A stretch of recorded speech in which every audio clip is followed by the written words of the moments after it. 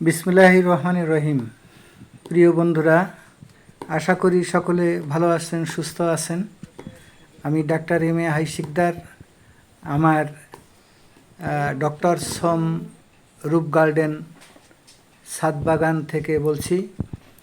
এই দেখুন আপনারা, এই ফুলগুলো ফুটেছে এর আগের দিন 25 তারিখে যে ফুলগুলো ফুটেছিল সেগুলো স্বাভাবিকভাবে তার পরাগায়ন করা গেছে। এখন আপনারা জানেন যে বৃষ্টি যদি হয় তাহলে কিভাবে ফুলের পরাগায়ন করাতে হবে। আমরা ফুলগুলো ফোটার আগেই এই ফুলগুলো পলিথিন দিয়ে ঢেকে দিছিলাম। এখন দেখেন ফুলগুলো ফুটে কিভাবে পলিথিনের ভিতরে ফুটে আছে। এখন এই ফুলগুলো খুলে এর পরাগায়ন করাবো। এখন আগের দিন আপনারা জানেন যে কটন বাড দিয়ে একসঙ্গে মাল্টিপল যৌগিকভাবে যে পরাগায়ন করাইছিলাম, অনেকগুলো পলি নিয়ে পরাগায়ন করা হয়েছিল, কিন্তু এটা সেভাবে হচ্ছে না। এটা ঝাঁকি দিয়ে ওরই পুং ফুল যেগুলো আছে, অর্থাৎ পুষ্পা যেগুলো আছে ওইগুলো নিয়ে ওই ওর মুখে ছোঁয়া দেওয়া হচ্ছে স্ত্রী ফুলের দণ্ডে, ওই পাউডারটা ওই যে লাগাই দেওয়া হচ্ছে।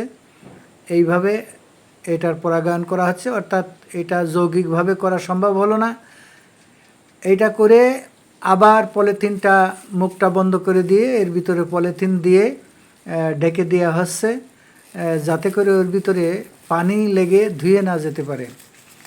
এইভাবে প্রত্যেকটা ফুলকে পরাগায়ন করায় একটা একটা করে পলিথিন দিয়ে এগুলো ঢেকে দিতে হবে, যাতে করে সুন্দরভাবে এই পলিগুলো যেগুলো পরাগায়ন করা হয়েছে স্ত্রী পুঙ্গে দণ্ডে, ওইগুলো যাতে ধুয়ে না যায় সেই জন্য এই যে পলিথিন দিয়ে তারপরে একটা রশি দিয়ে বেঁধে দেওয়া হচ্ছে, যাতে ঝড়ে এই যে ঝড়, এই রেমাল, এটার যে বাতাস তাতে যেন পড়ে না যায়। দেখেন যে ফুলগুলো সব পরাগায়ন করা হয়ে গেছে এবং সব ফুলগুলো আবার ঢেকে দেওয়া হয়েছে।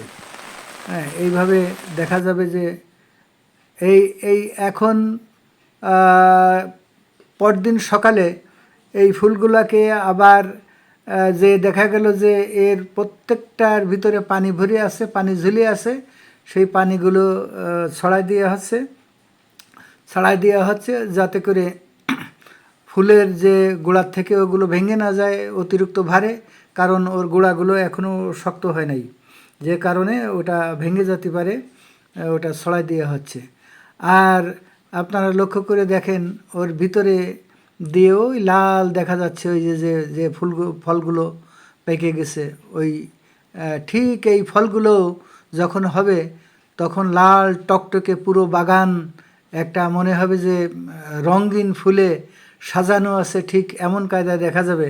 যেমনটি এই যে এই ফলগুলো দেখছেন আপনারা, এই যে দেখেন এই ফলটা কিভাবে লাল টকটকে হয়ে গেছে। বন্ধুরা ভালো থাকুন, সুস্থ থাকুন। আসসালামু আলাইকুম ওয়া রাহমাতুল্লাহি ওয়া বারাকাতুহু।